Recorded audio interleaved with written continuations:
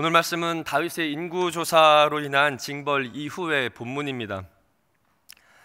다윗의 교만을 드러냈던 인구조사로 무려 7만 명이나 다윗의 백성들이, 하나님의 백성들이 죽임을 당합니다. 이 징벌을 통해 인구조사는 다윗의 단순한 실수가 아니라 의도적이고 하나님을 넘보았던 큰 죄라는 것이 드러납니다. 승승장구하고 재물이 많아지고 왕권이 강화되니 다윗은 이 모든 것이 다윗의 스스로의 능력 때문이라고 생각을 했던 겁니다. 우리는 다윗이라는 인물을 볼 때 너무 지나치게 아름답게 포장할 필요는 없습니다. 다윗 역시 우리와 마찬가지로 하나님의 은혜와 예수 그리스도가 필요한 죄인에 불과합니다. 그래서 왕은 신명기 17장에 기록된 대로 말씀을 가까이 하며 하나님 말씀의 지배를 받아야 온전한 왕이 됩니다. 하지만 부와 명예를 가지니 다윗은 하나님 말씀에 듣고 순종하는 것이 아니라 마치 자신이 하나님 자리에 있는 것 같은 착각을 하게 되었던 거죠.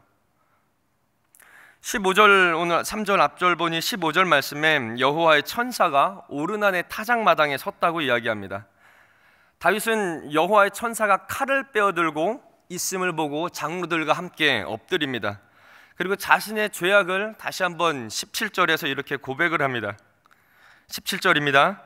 하나님께 아뢰되 명령하여 백성을 계수하게 한 자가 내가 아니니까 범죄하고 악을 행한 자는 곧 나입니다.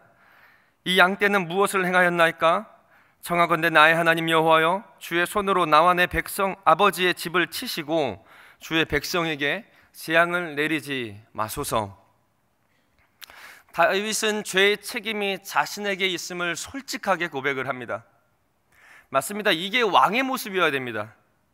왕은 백성에게 죄를 떠넘기는 자가 아니라 자신이 죄인이라는 것을 고백하는 자가 왕입니다. 백성 뒤로 숨는 자가 아니라 왕은 앞서서 싸우는 자이고, 왕은 양으로 비유되는 백성을 인도하는 목자로 세움을 받은 자라는 것을 알아야 됩니다. 지배하는 자가 아니라 왕은 섬기는 자입니다. 18절에 여호와의 천사가 갓에게 명령을 합니다. 뭐라고 명령하냐면 오르난의 타작마당에서 여호와를 위해 제단을 쌓으라고 이야기를 합니다. 오르난의 타작마당은 앞서 15절에 봤던 대로 여호와의 천사를 보았던 장소입니다. 그리고 제사를 드리는 것은 자신의 죄사함을 받기 위해 희생을 치른다라는 의미입니다. 이 명령을 받고 다윗은 오르난의 타작마당으로 올라갑니다. 오르난의 타작마당으로 올라가니 오르난과 자녀들이 있습니다. 오르난에게 다윗은 이야기를 합니다. 이 타작마당을 넘겨달라고 이야기를 합니다. 그 목적과 이유까지 자세하게 설명을 합니다. 여호와께 죄를 고백하는 제사를 드려야 지금 이스라엘 전역에 미치는 이 전염병이 그쳐야 된다라는 것을 이야기를 합니다. 그러자 오르난은 기꺼이 이 땅을 취하십시오라고 22절에 표현을 합니다. 그리고 제사에 쓰일 제물까지 자신이 다 제공을 하겠다고 이야기를 합니다. 근데 이 부분을 조금 잘 봐야 됩니다. 다윗은 이 땅을 팔아서 이 땅의 소유권을 자기에게 넘기라고 이야기를 하는데, 오르난은 그 말은 하지 않고 제사에 쓰이는 모든 것을 자신이 제공하겠다고 이야기를 합니다. 오르난, 예루살렘은 원래 여부스 족속의 땅이었습니다. 그렇다면 오르난도 역시 가나안 족속 여부스 사람이었습니다. 오르난 역시 이곳에서 자신이 믿는 신에게 제사를 드렸던 장소였을 겁니다. 타작마당이라고 하면 평평하게 제사를 드리기 아주 적법한 땅이었습니다. 그래서 오르난은 땅의 소유권이 아니라 다윗이 왕이기 때문에 이 땅을 다윗이 제사 드리기 위해서 잠시 빌려준다는 그런 의미로 다윗에게 말을 전합니다. 또 다윗이 왕이기에 모든 것을 자신이 제공하겠다라는 그런 의미까지 더합니다. 그러나 다윗은 다시 한번 제값을 주고 밭을 사겠다고 요구를 합니다. 소유권을 넘겨달라는 거죠. 합당하게 땅의 값과 재물의 값도 다 치르겠다고 이야기를 합니다. 이게 왕이죠. 왕은 자신의 권력을 사용하여 이용하는 자가 아닙니다. 왕이기 때문에 특혜를 보는 게 아니라는 겁니다. 또 이 제사는 다윗의 잘못 때문에, 다윗의 죄악 때문에 하나님께 용서를 구하는 제사입니다. 남의 소유지가 아니라 자신의 소유지에서 온전하게 하나님께 예배해야 됩니다. 그래서 25절에 턱값으로 금 600세겔을 달아주었다라고 이야기를 합니다. 그런데 오늘 본문과 병행이 되는 사무엘하 24장을 보면 설명이 조금 다릅니다. 오늘 말씀에는 금 600세겔을 달아줬다고 하는데 사무엘하는 은 50세겔을 주고 이 땅을 샀다고 이야기를 합니다.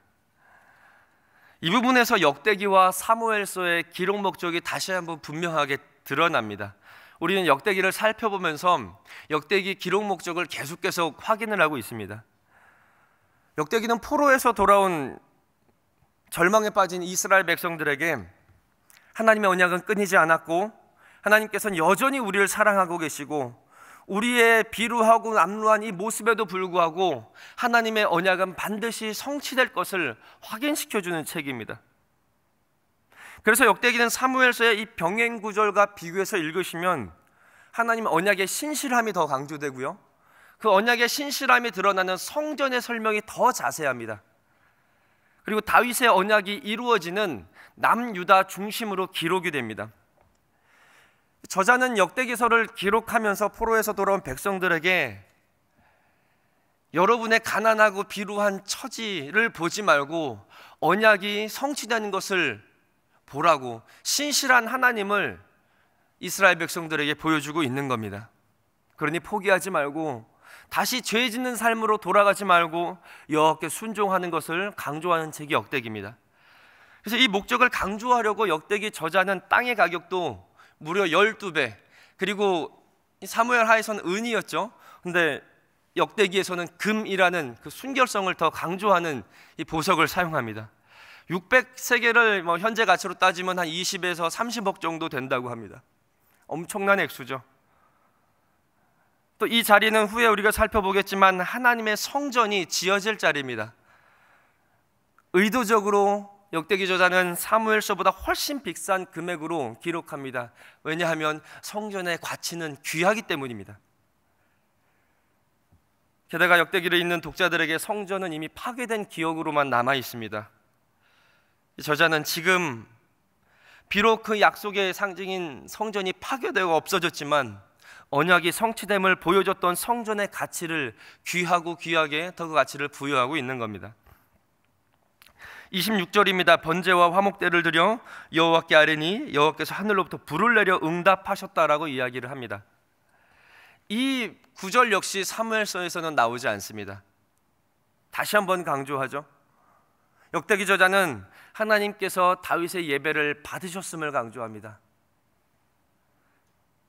왜냐, 이곳은 하나님께서 임재하는 곳이고 거룩하시고 성전이 지어질 장소를 이제 나중에 나오기 때문에 특별한 장소라는 것을 다시 한번 강조하는 겁니다.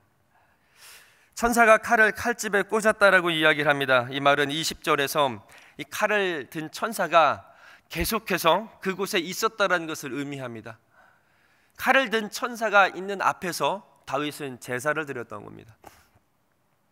얼마나 두려웠겠습니까? 하지만 다윗은 이 칼을 든 천사가 칼을 칼집에 다시 꽂음을 봅니다. 하나님께서 용서하셨다는 거죠. 곧 성전이 될 이 자리에서 다윗의 제사가 보여주는 의미는 성전은 죄인이 두려운 마음을 가지고 하나님의 긍휼하심을 구하며 와서 기도할 때 하나님께서는 용서해 주시겠다라는 모습을 오늘 말씀에서 보여주는 겁니다. 여러분, 제사의 핵심은 하나님께서 정하신 방법을 따라 하나님을 만나는 것이지 제사를 드리는 장소의 크기와 제사의 제물의 화려함과는 상관이 없음을 우리는 알고 있습니다. 하나님께서 원하시는 예배는 상한 심령으로 들고 와서 상한 심령으로 하나님, 나는 죄인입니다, 나를 용서하소서라는 외침이지 나는 의로운 자입니다, 나는 11조도 했고요, 나는 여러 사람을 도왔고요, 나는 여러 곳에서 봉사하고요, 이렇게 하나님께 우리의 의를 뽐내는 자리가 아니지 않습니까?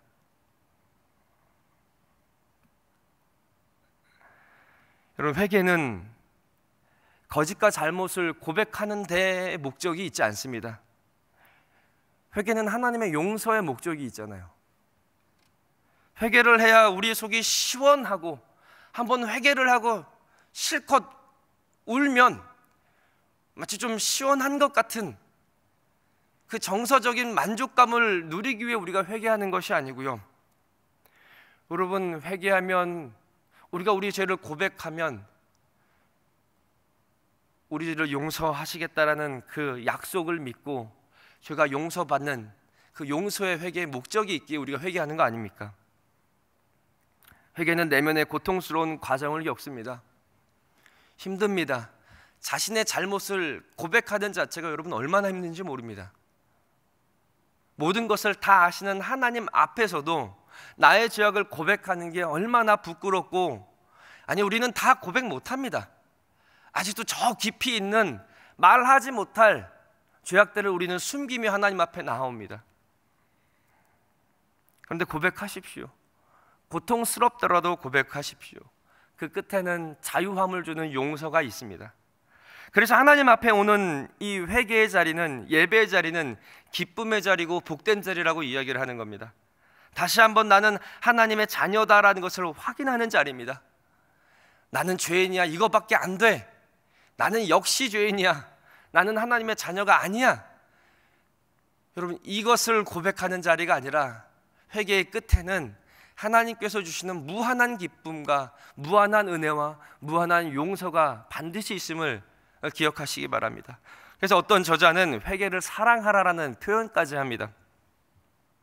사랑하는 성도 여러분, 회개할 때 어떤 죄는 회개하고 어떤 죄는 회개할 수 없어라는 기준도 없습니다. 우리는 다윗을 보면 알고 있습니다. 얼마나 끔찍한 죄를 저질렀던 다윗입니까? 오늘 말씀에서도 여러분, 다윗이 인구조사를 통해 7만 명이 죽었습니다. 얼마나 끔찍한 죄입니까? 하지만 하나님께서는 다윗을 용서하십니다. 우리도 마찬가지입니다. 우리의 죄와 연약함을 보며 날마다 회개하며 날마다 나가면 날마다 하나님께서 용서하시겠다라는 겁니다. 28절과 30절은 왜 다윗이 성막이 있는 기브온이 아니라 오르난의 타작마당에서 제사를 드렸는지 좀 부연 설명을 합니다. 기브온에 당시 모세 시대에 만든 이 성막과 제단이 있었습니다. 그곳에서 제사를 드리는 것이 가장 합당하고 가장 적법하죠. 하지만 여호와의 천사가 칼을 들고 지키고 있었기에 두려워서 거기까지 가지 못했다라고 이야기를 합니다. 그냥 오르난 타작 마당에서 바로 제사를 드린 거죠.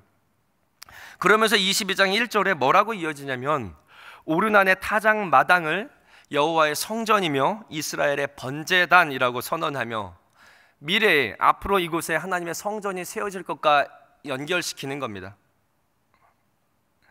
역대기 저자는 다윗의 범죄와 징벌 그리고 제사를 통해 예배의 본질에 대해서 이야기합니다. 예배의 본질이요, 하나님 앞에 나오는 본질이요. 그동안 다윗이 이 상한 심령을 드리는 예배를 드리기 전에 다윗이 예배 안 드렸을까요? 제사 안 드렸을까요? 아니요. 다윗 나름대로 수많은 제사의 방법을 드렸을 겁니다.